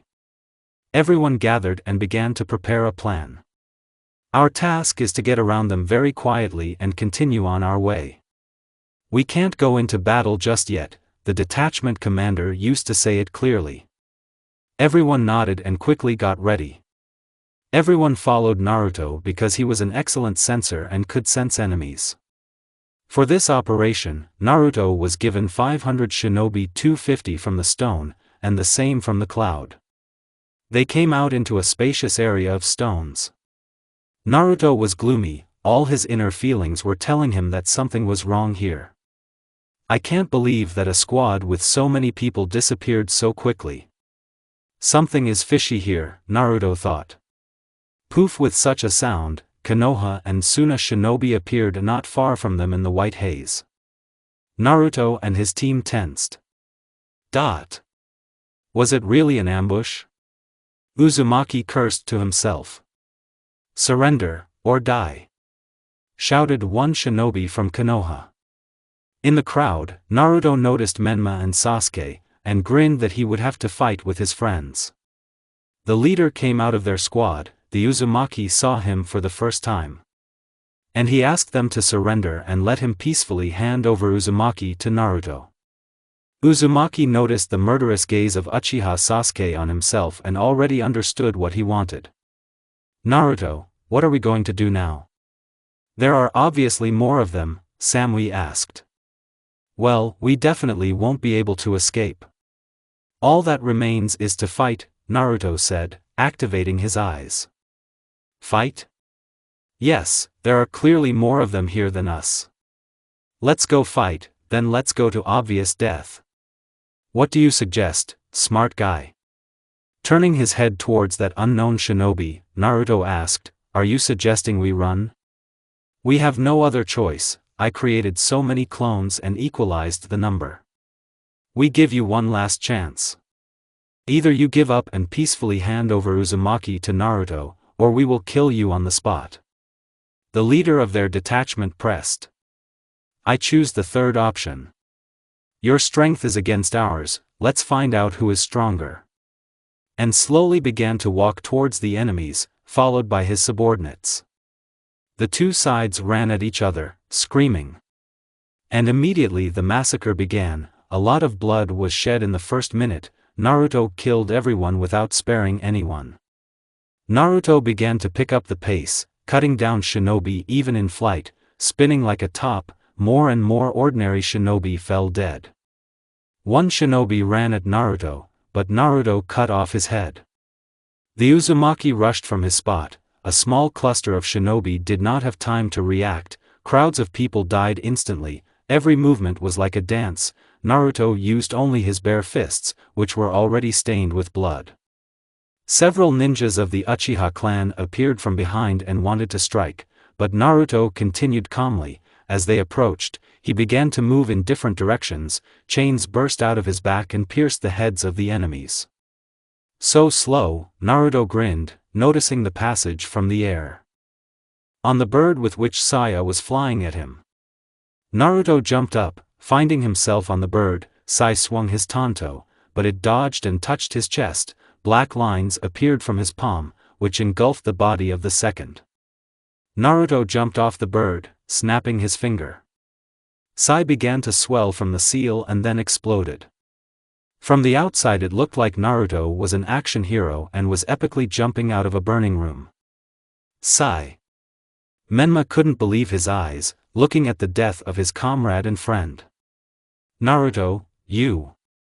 Menma created a raisin shuriken in his hand and ran towards him with it. Naruto just looked at this picture with contempt. The Hokage's son threw his attack at the enemy and a blast wave was heard. The dust settled, but Naruto was not there. He had already appeared on the side of Menma and threw him aside. You are my, said Sasuke, who appeared. How long have I waited for this day? Today you will pay for everything. And sparks of lightning appeared on his right hand. A second later he was holding a clot of lightning in his hand, which was concentrated in Sasuke's hand. I understand. So you already know everything about everything, Naruto said calmly. He did not see a threat in his technique. I wonder why there is so much hatred towards me. I understand that we are enemies, and what should I pay for? Don't make a fool of yourself. That night you took away the most precious thing in my life, Naruto. Shouted the enraged Sasuke. That means I'm to blame for your father's tricks. Well, you've settled in Sasuke, Naruto grinned. You have false information, my friend. To accuse me of things that I did not commit, how absurd this is. Stop fooling me. Don't put your blame on my father. And rushed at the enemy. Only one person could know everything about that night, Orochimaru. You slithery snake. Naruto thought. Die. Chidori. The Uchiha shouted and raised his hand to strike. He was aiming for the chest. Sasuke's hand pierced the body of a man, only a different one. Before him stood his ally, covered in blood. Sasuke's eyes widened in surprise. Your pathetic technique won't do anything for me, the brunette heard a voice behind him. Naruto slammed him into the ground with a strong blow. And turning him to face him, he stepped on him. I won't kill you, for now. But, I'll tell you one thing, I didn't kill your parents. What Orochimaru told you is complete nonsense. If you want to know more, go to the archives of your miserable village, and left the pensive Sasuke alone with his thoughts. Naruto began to chop down the shinobi one by one. Until Menma appeared in Kurama's veil, the Mangyoke Sharingan burned in his eyes. Uzumaki, I once respected you, but now you are a piece of crap to me. Menma said and attacked our hero. I'll tell you honestly, I don't have your respect. Didn't give up, fighting off another attack from Menma, Naruto said. And his speed has increased, and the power of his blows too, Naruto thought. I wanna know. Is this the power of the Kyuubi? Naruto asked his question. You cannot have such power. I mastered this power myself. And you shouldn't care. Dodging the blow, Menma disappeared in a yellow flash and appeared behind Naruto. A Rasengan was spinning in his hand, Uzumaki, and hit the enemy in the back.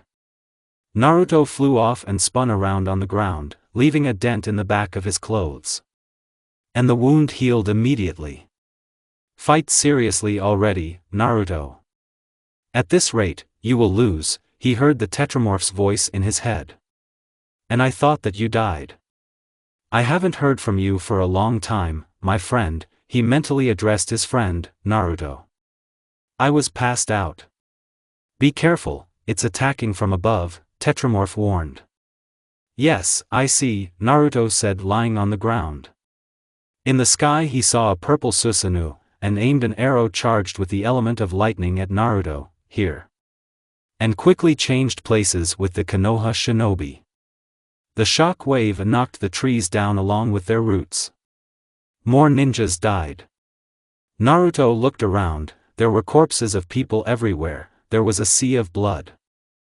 His clones did their job successfully. The enemies became fewer and fewer. And there weren't any big losses on Naruto's part either. The Uchihas appeared in front of Naruto. Next to Fugaku's son stood Kurama's golden avatar wearing Susanoo's cloak. So he made his choice, Naruto thought, looking at Sasuke. I wonder how much stronger they have become. Naruto thought with a smile of anticipation. Uzumaki recalled his troops back, now he wanted to fight these two, his allies could die in their fight. And he left the clones to fight with the survivors. Standing in one place and closing his eyes, he collected natural energy. Hermit mode. Naruto changed her form, suddenly opening her eyes, black ears with red tips appeared on her head. Let us start. A woman with black hair was lying on a hospital bed. There were medical devices attached to her, which beeped periodically. A young girl walked around her hands were the color of lime. It was clear from her face that she was tired and exhausted. She was wearing a doctor's coat. Kiyomi was found in the floor of a destroyed cave. But what they did to her shocked those who saved her. Hayuri is an extremely attractive long-legged woman with short blonde hair. Hayuri discovered that someone was maintaining the patient's life energy all the time because she could not survive being in this state for such a long time. Now she was doing eye transplants. Hayuri appears to be a calm, cool person. However, she easily loses her cool when things don't go according to plan. That's all, the girl muttered and wiped the sweat from her forehead. She did this for several hours. Once she returned, she followed the exit from the room. Outside, an old man was sitting on a chair holding some papers. Seeing his daughter, he broke away from them. Well, how is the girl doing? Asked Hikiro. I hope you did a great job. He has short black hair and wears long sideburns. Also has black eyes and long eyelashes. Father, everything went fine, and sat down next to the old man. During the diagnosis, I discovered that our patient had completely absent chakra channels. So she's an ordinary person. Her body could not withstand the kind of torture that we were able to find on her body. You think correctly. Someone burned her chakra channels without killing her. It is amazing. This is my first time encountering this. That's how it is, the old man said thoughtfully. So she was a shinobi of some village. That's what confused me, why she doesn't have eyes. They don't just tear out their eyes, this means that she possessed some kind of dijitsu, he expressed his assumption, but why was it necessary to leave her alive? When she wakes up, we'll ask her, and raised her head a little, I'm already guessing where she might be from. Only one village has many shinobi with strong eyes. Her hair and face say what clan she is from. That means Konoha and the Uchiha clan. Here she is, and looked at his daughter, daughter, go get some sleep, you need it. Hayuri nodded silently and went to her room. Where am I? What am I doing here? The Uchiha asked herself such questions. Having examined herself, she still didn't understand and began to unfasten the medical devices. One of the detached devices began to beep. Kiyomi tried to fix everything. Because of the sounds, new guests came running into the room. Seeing people in bathrobes, she tensed. "Who you are? Did you respond quickly?" Kiyomi shouted. She didn't take her eyes off the strangers. "Quiet, quiet, quiet," Hakiro reassured and slowly began to approach. The Uchiha quickly rolled her eyes around. "Calm down, we won't do anything bad to you," and she carefully sat down next to her. "Who you are? And where am I?" I started to calm down a little. "You are at our home. We found you in a cave in very poor condition." "I don't remember anything," Kiyomi said, clutching her head. "I don't remember anything, I just remember my name, and the rest seems to be in a fog." When I examined her, there were no problems with her head. Maybe her kidnappers erased her memory, Hayuri said to herself. "Are you sure you don't remember anything?" The man asked, but seeing a negative answer, he took a photograph out of his pocket. "Look, maybe you'll remember something," and handed it into the patient's hands. Kiyomi carefully took the photo and looked at it. It showed the face of some people. She looked like that for about 10 minutes, but then she looked at the old man and shook her head negatively, indicating that she didn't remember anything. "Okay, that's enough for today. When you are fully recovered, after some time we will go to the same village. We have assumptions that you are from there," and went to the exit. "Why not now? Maybe I have a family that is worried about me," the Uchiha asked in a more confident voice. "Now you need rest, otherwise you will harm your health." "And now is not the best time," answered the old man's daughter, "so lie down and rest." And she went after her father. "Thank you for saving me," the girl said after her. Hayuri stopped near the exit and nodded silently. The completed Susanoo resembles the Yamabushi Tengu and shares many of the same attributes among all users, such as a colossal height that allows it to tower over its surroundings, a Tengu mask, ornate samurai armor, and a secondary pair of arms on its back. These arms can serve as wings for some users, allowing Susanoo to fly. Next to the huge warrior stood a golden nine-tailed fox, dressed in Susanoo uniform. The Uchihas looked arrogantly at their enemy. There was a battle going on around them and there were a bunch of dead shinobi. "I will grind you into powder. You don't deserve to live," Sasuke said with an obvious grin. And he hit Naruto with his Susanoo sword. A huge column of dust rose. When all the dust had settled, several clones surrounded the Uchiha. "How pathetic you are. You are not capable of more, you are just an insignificant creature." With these words they attacked the clones. The Uzumaki clones deftly dodged Susanoo's blows. Naruto's squad watched their fight. They wanted to help their commander, but an order is an order. Their commander appeared next to them in a swirl of leaves. "You have very little time. I can hold them off for now. So run to Suna," Naruto said in an orderly tone, "complete the mission. But we can't leave you here. We don't leave our own. One for all and all for one." "Naruto, they're right, we can't leave you here." Samui said approaching Naruto, "You remember that we are a team? We won't leave you. Fighting them is suicide. I know that this is not right. But if you go there, you will die, and I don't want that," and put his hand on the blonde's shoulder. "We have already lost enough ninjas, so go complete our main mission. Can't you hear us? We won't go anywhere without you." The girl stood there. "Uzumaki, stop pretending to be a hero," said Rabi, who approached. "We will not leave you here. Guys, I'm touched that you're worried about me, but we have no other choice. You'll be walking meat on the field," and looked at everyone. "You simply won't take them out, only I can do it. So I ask you, go complete the mission." He looked at everyone with a decisive look. Stupid. Didn't you think about your child, and didn't you think about the woman who is carrying your child? Samui was already shouting, all these guys knew where they were going, so we won't go anywhere. Won't you leave? Exactly? Naruto asked, examining each of the shinobi, and nodded at the same time, so that means I'll have to use force, and activated his right eye, and instantly took control of them. And he gave one order to carry out the mission that they were given. In addition, he sent several clones. There was no one left in the clearing. Moving on to the battlefield, he noticed huge craters in his clones, which were doing their job perfectly. Having removed them, he attracted the attention of two Uchiha. So we finally found the original. Menma shouted and very quickly attacked Naruto.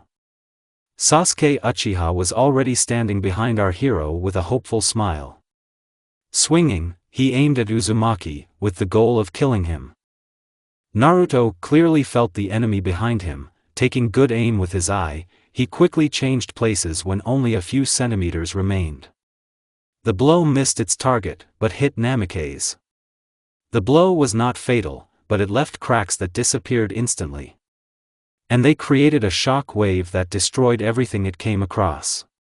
Naruto, I understand that you have a large supply of chakra, but now you have lost enough chakra. The larger the object, the more chakra you use, the inner friend explained.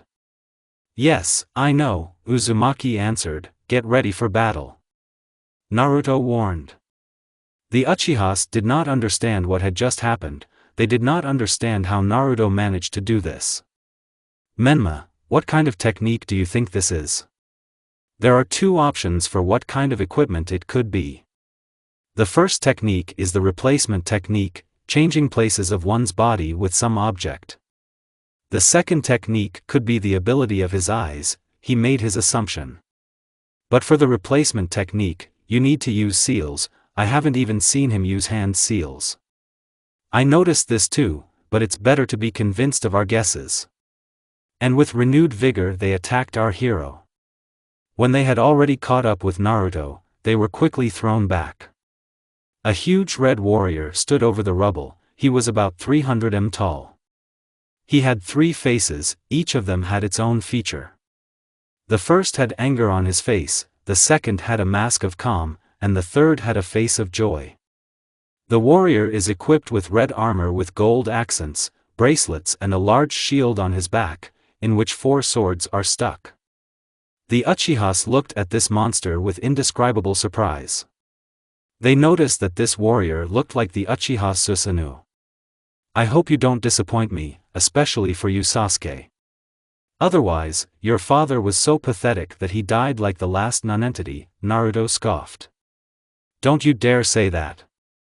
You have no right to talk about my father like that. Sasuke growled. And with all speed he headed towards the killer of his father. Drawing his katana, he delivered a cutting blow. The Tetramorph took out one of his swords and stopped the enemy's attack. I also know that your pathetic dad was so flawed. The great head of the Uchiha clan died so stupidly, Naruto still mocked. Disgust appeared on Sasuke's face. He tried to take control of himself and not take hasty actions. With his free hand, Uzumaki wanted to strike, but the hand of Susanoo Uchiha stopped the blow. The Uchiha held tightly and did not want to let go. Menma, come on. The brunette shouted. Menma was already standing behind the red-haired man. With the help of a katana he was about to cut the head of the red warrior. The Tetramorph had 4 arms with his free hand and caught Susanoo's katana. The Uchihas pressed their katanas on Naruto. The pressure increased each time. It's time to end things with you. Namikaze shouted. The tails of the golden nine-tails grabbed the Tetramorph and punched it to the ground. The Uchihas looked down at Naruto with a grin. Your time has come. I will kill you with my own hands. Covered a huge katana with Raiton, lightning strike, Sasuke formed a ball of lightning at the tip of the katana and sent a charge towards the enemy. Mask of Sadness, said the Tetramorph, and the Uchiha's attack was completely nullified. Sasuke and Menma were shocked. it was the first time that a technique had been deactivated just like that. I will finish with you myself. The Uchiha said quickly. The user began to collect and balance the amount of chakra in his mouth. Uzumaki decided to prevent this attack. Switching places with Sasuke a lot.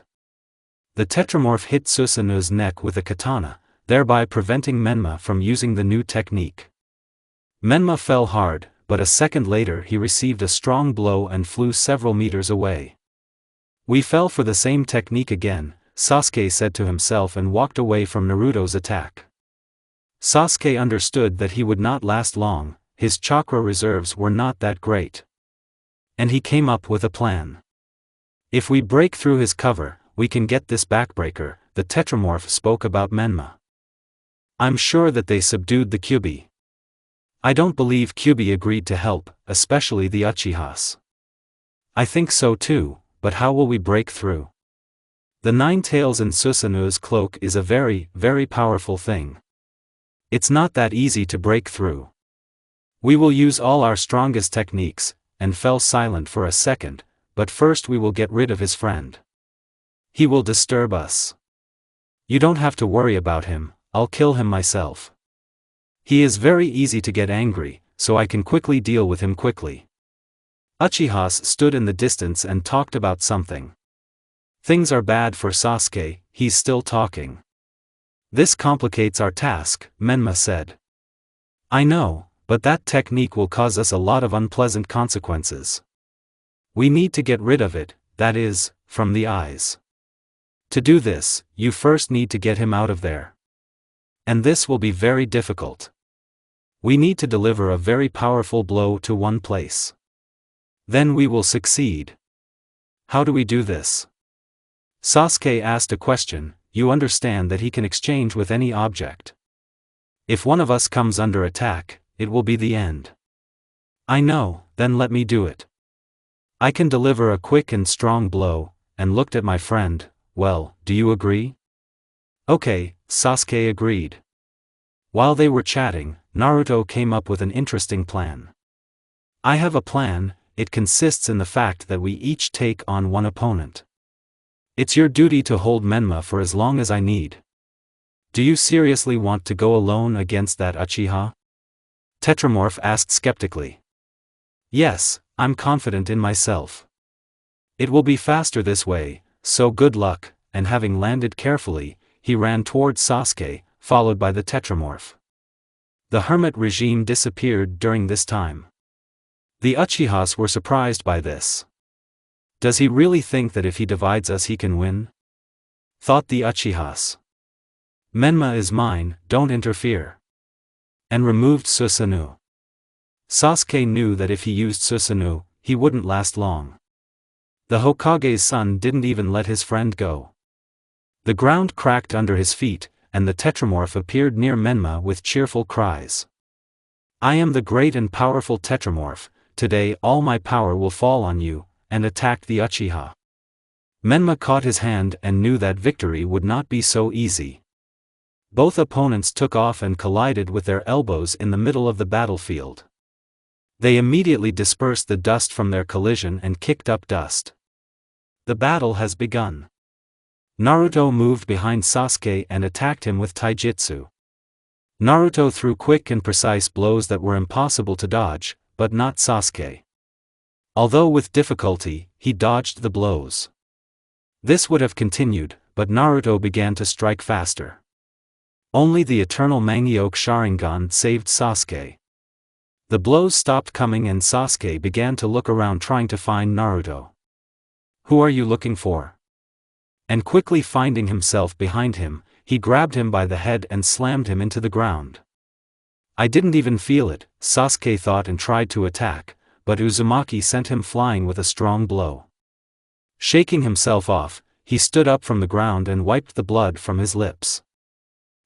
If I use my strongest technique, then I can get hit. I need to do everything carefully and not take rash actions, Sasuke thought. Do you still hate me and want to kill me? You can't even imagine how much I hate you. I will never believe the nonsense you told me. Sasuke growled. I don't want to kill you, Naruto said, but saw that Sasuke didn't care. Yes, I don't care. That's why I want to kill you, the brunette shouted and rushed towards Uzumaki. Forgive me, Mikoto-san, but I have no other choice. I hope you will forgive me, Naruto thought. And he stretched out his hand. Banshee Chonin, Uzumaki shouted. Sasuke felt that someone began to pull him. He tried to stop, but then they began to pull him harder. And he flew straight towards Naruto. Anton, Hanoi Kazuchi, Naruto whispered, formed a black flame. He then shapes the flame surrounding him into spikes that pierce the opponent. The black spikes pierced right through Sasuke and cut him in half. Sasuke's body fell to the ground, but then she began to disappear. It's Izanagi, Naruto said to himself. He sensed danger behind him. And he quickly escaped the attack. Sasuke stood without his right eye, and a trickle of blood flowed from it. It can't be that he still has such an ability. If I die, Itachi will take revenge for me, Sasuke thought. Sasuke, this is your end. You are already weak. After losing your eye, you are nothing to me. After my death, they will come for you and take revenge.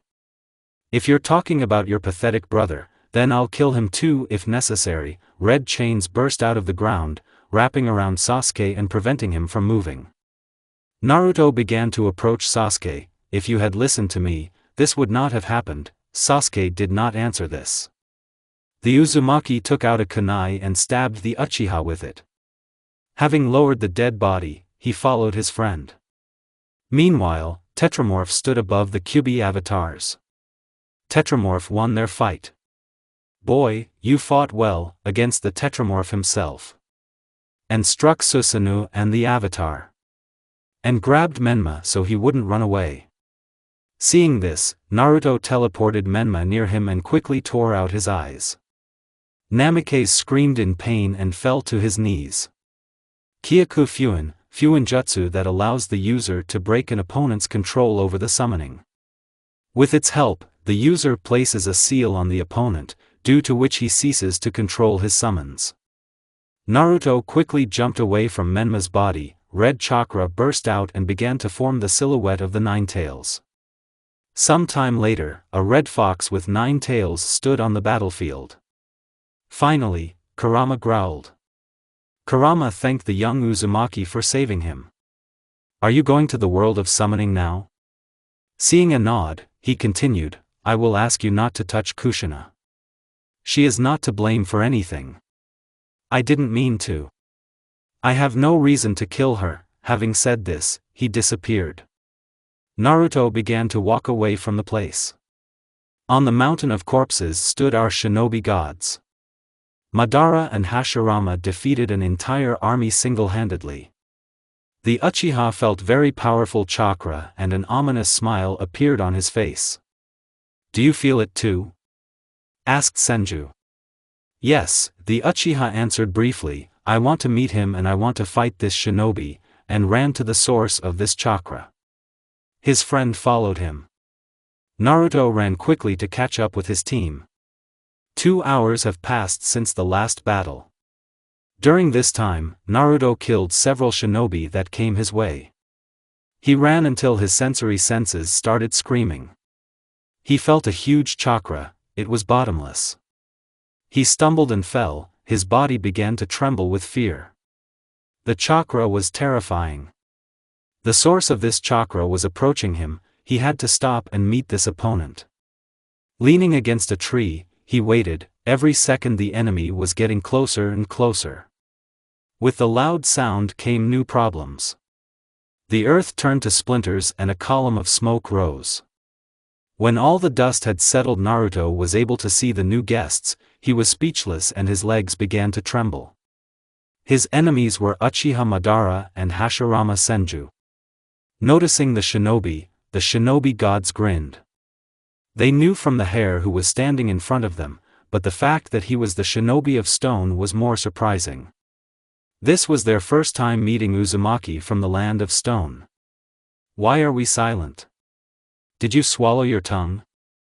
asked the first Hokage. Ha, he just saw death itself, the Uchiha said arrogantly. Although it's funny to see Uzumaki from the land of stone. How? That's all Naruto could say. Hashirama and Madara grinned at them today. This is not the first time they have been asked such a question. You shouldn't know how we were resurrected. We came here only because you have very strong chakra. And we understand who you are, Uzumaki Naruto. That's how it is, Naruto thought. But why do you need this? This war has nothing to do with you. Konoha is our home and family. We put ourselves into it. We will not let anyone destroy or touch it. Hashirama replied. If you had agreed to resolve everything peacefully, then there would be no war now. Konoha gave you a chance, but you missed it, and the Uchiha chuckled, and the stupidest thing was to declare war on Konoha itself. What, are you talking about Uchiha? Naruto growled, do you think that we would just start a war with Konoha? We didn't even have a reason to declare war. You didn't say so? Hashirama asked with a raised eyebrow. And who then killed the residents during the Chunin exam? After all, Konoha forgave you even for this, but you still had the audacity to declare war. Those I killed deserve to die. I'll tell you again. We didn't declare war. Konoha itself started this new war. Madara was about to answer, but Orochimaru appeared next to them. The snake understood that if the dialogue had continued, then everything might not have gone according to plan. But whoever was next to him shocked Naruto even more. On Orochimaru's side, Kushina Uzumaki sat on her knees. Her hands were tied and her mouth was sealed. Snake, why did you come? And looked at the girl, and why did you take this scarecrow with you? Madara asked with disgust.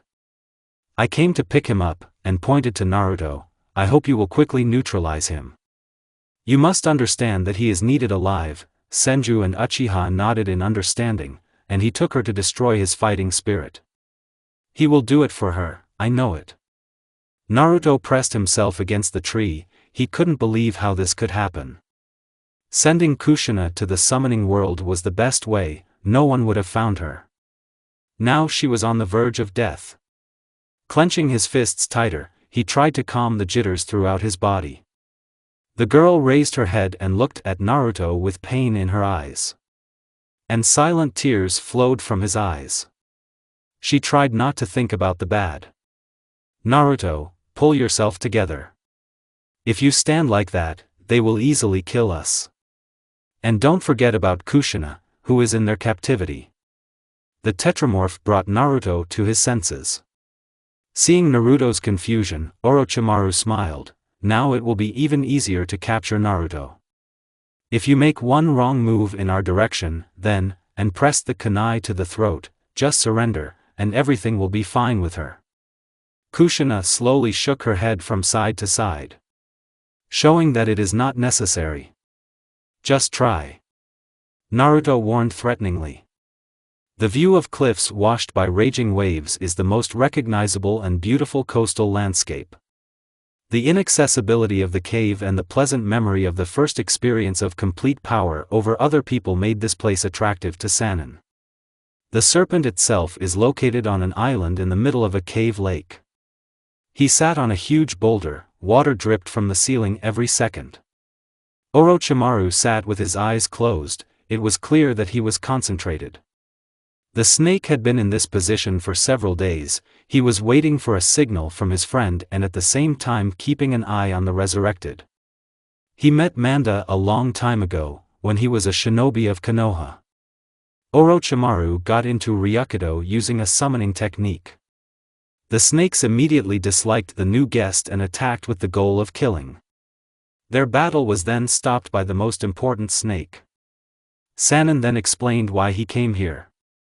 The sage then decided to give Orochimaru a chance and invited him to fight with his assistant Manda.